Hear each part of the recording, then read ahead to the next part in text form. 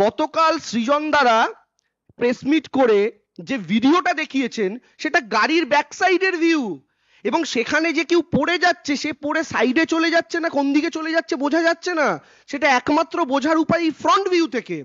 যে front ভিউয়ে screenshot তারা viral করেছেন, তো যেখান থেকে এই স্ক্রিনশটটা যে ভিডিও থেকে আপনারা এক্সট্রাক্ট করেছেন সেই ভিডিওটা কোথায়, এটা যতক্ষণ না আমাদের কাছে আসছে আমরা তো এটাকে সত্যি বলে মনে করতে পারবো না, এটাই স্বাভাবিক। কারণ সব ভিডিও অ্যাভেলেবেল মার্কেটে, আপনারা প্রেস মিট করে করে সব ভিডিও দেখাচ্ছেন, শুধু এই ভিডিওটা দেখাতে পাচ্ছেন না। দেখিয়ে দিন, তাহলে বুঝবো সত্যি হয়তো কোনো ঘটনা ঘটেছে, ঘটে থাকতেই পারে তাড়াহুড়োর মধ্যে, কিন্তু দেখিয়ে দিন। এক নম্বর কথা। দু নম্বর কথা, স্বাভাবিক বুদ্ধি সম্পন্ন যে কেউ তারা যদি এই ছবির দিকে তাকান, স্বাভাবিক বুদ্ধিতে বিবেচনা করেন, তাহলে একটা এত বড় গাড়ি, এবং এখানে যদি এটা সত্যি ইন্দ্রানুজ হয়, সে আড়াআড়ি ভাবে চাকার তলায় শুয়ে রয়েছে, এই চাকার তলায় শুয়ে থাকার পর এসএফআই বলছে ব্রাত্য বসুর গাড়ি চাপা দিয়ে চলে গিয়েছে।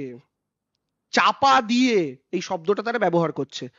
আচ্ছা, আপনারা কেউ বিশ্বাস করেন যদি এত বড় একটা গাড়ি এরকম আড়াআড়ি শুয়ে থাকা একটা মানুষের ওপর, লম্বালম্বি হলে আমি তাও মানতে পারতাম যে ওপর দিয়ে গাড়িটা বেরিয়ে চলে গেছে, তার নাকে চোখে মুখে চোট লেগেছে, কিন্তু আড়াআড়ি সে শুয়ে রয়েছে, তার উপর দিয়ে এত বড় একটা গাড়ি গিয়েছে, তারপরেও সেই ব্যক্তির শুধুমাত্র চোখে চোট লেগেছে।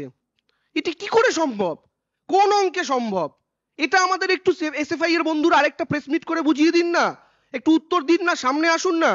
একজন মানুষের উপরে গোটা এত বড় গাড়ি চড়ে যাওয়ার পর কি করে সম্ভবপর হতে পারে সেই মানুষটার কেবলমাত্র চোখে চোট লেগেছে? এবার তারা বলছেন যে চোখের ওপর দিয়ে টায়ার চলে গেছে।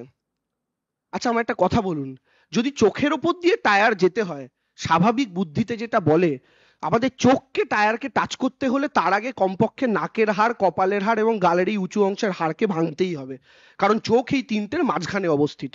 কিন্তু তার কি নাকের হাড় ভেঙেছে, কপালের হাড় ভেঙেছে, গালের হাড় ভেঙেছে? না। আমি লাস্ট তার যা ছবি দেখলাম, তার চোখে কিছু ইনজিউরি অবশ্যই হয়েছে, এবং তার এই জায়গাটা করে কিছু কেটে গিয়েছে, সেলাই পড়েছে। তার চোখের ওপর থেকে টায়ার চলে গেলে মাথা তো থেতো হয়ে যাওয়ার কথা, কিন্তু শুধু চোখে চোট লেগেছে। তার মানে চোখের ওপর দিয়ে টায়ার যাওয়ারও গল্প সত্য নয়, বডির ওপর থেকে গাড়ি যাওয়ারও গল্প সত্য নয়। তাহলে এই মিথ্যাচারটা আমাদের সিপিএম এর বন্ধুরা এই ছবিটা মার্কেটে ছড়িয়ে কেন করলেন, এটাই আমরা আগের দিন জানতে চেয়েছিলাম বিভিন্ন ভিডিওর মাধ্যমে।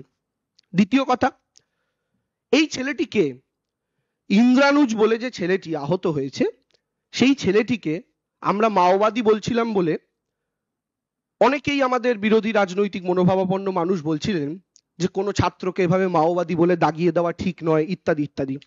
দেখুন, আমরা তাকে মাওবাদী বলছি না, এটা হচ্ছে ইন্দ্রানুজের ফেসবুক পোস্ট। ইন্দ্রানুজ নিজেই নিজেকে গর্ব করে মাওবাদী বলছে।